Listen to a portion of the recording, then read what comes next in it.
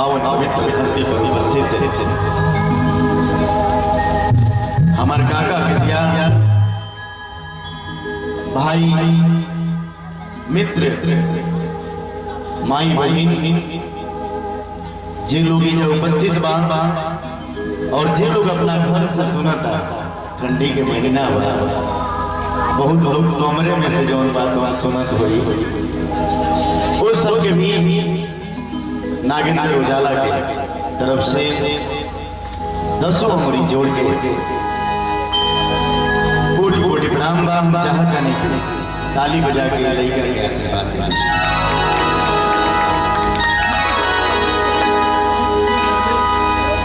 आज गांव में आके अपने आप में बड़ा नसीब समझता नहीं।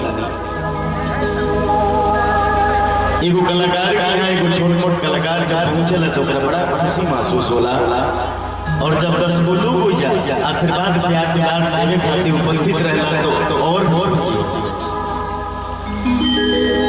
हमारे कौन परिचय नहीं थे, बस आशीर्वाद पावे खातिर आई बनी। बगल के जिला नजदीक के जिला पड़ोसी जिला गोपालगंज विजयपुर प्रखंड के कोहरवलिया गांव का इलाका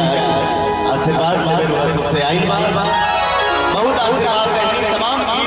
इलाका के बजवनी एगो गांव के लइका के रौरा विदेश गावे खातिर कोई बात भजनी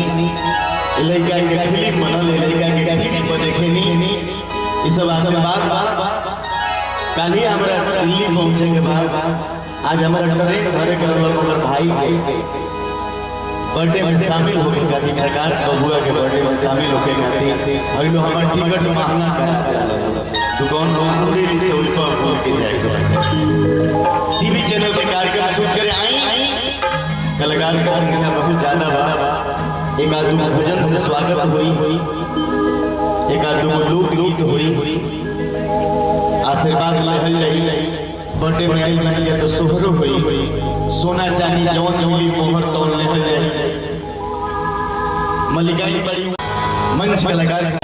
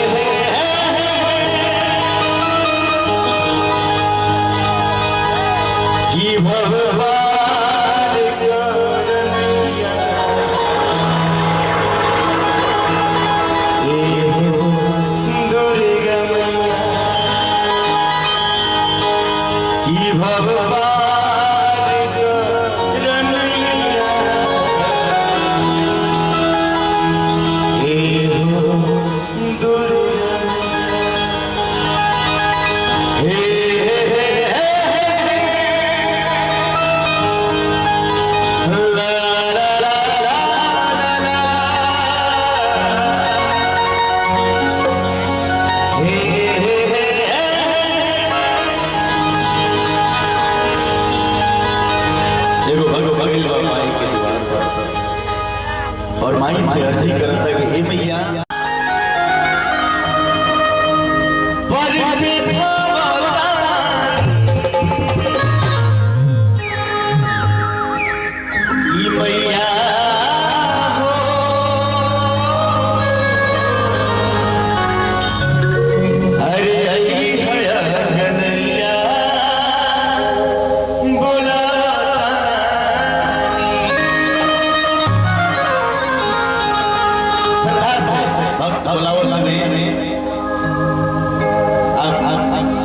जमाना बदल जाता प्रकाश बबुआ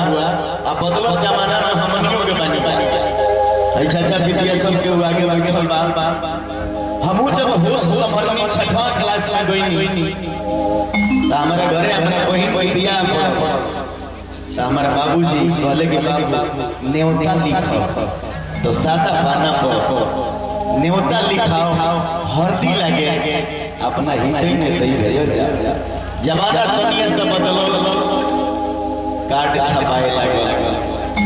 डेट रहता 19 छप जाता 20 लड़के के नाम छोरी छप जाता छोरी और दुनिया से जमाना बदलल बा अब लोग व्हाट्सएप से न्योता के फोटो खींच के भेज देता कि हमारे घरे आवे। हम तो ये और जमाना बदल दिले बनी, कहीं बाहर रहे तो हम 2000 के नोट के फोटो खींच के भेज देने न्योता। भक्त गौनी के माई के दुकान का की न्योता निया के मोतैया पर बैठा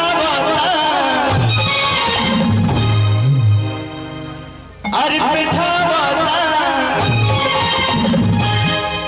कि मैया हो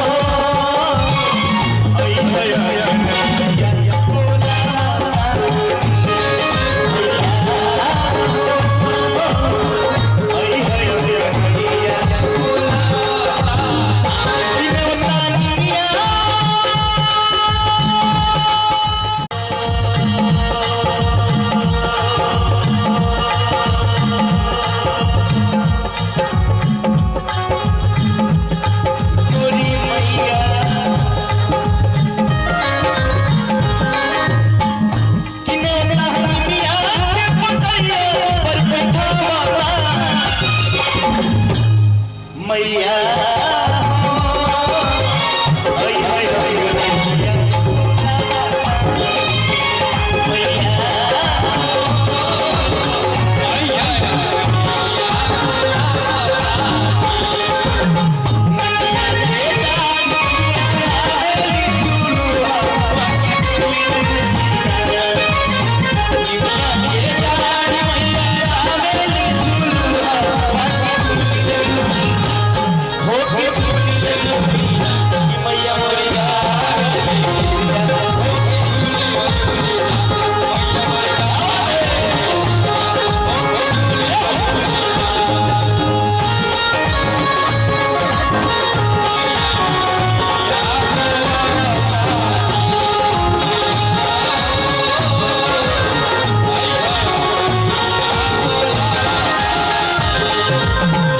आगे भाव लागो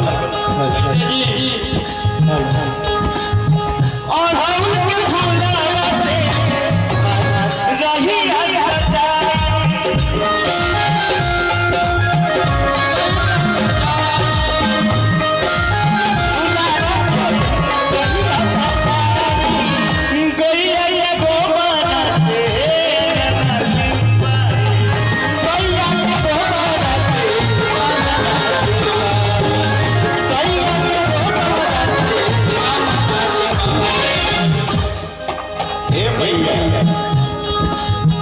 कि झूला झूले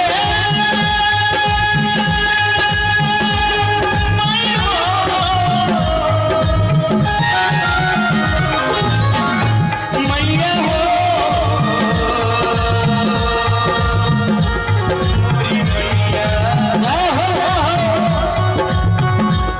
देवी मैया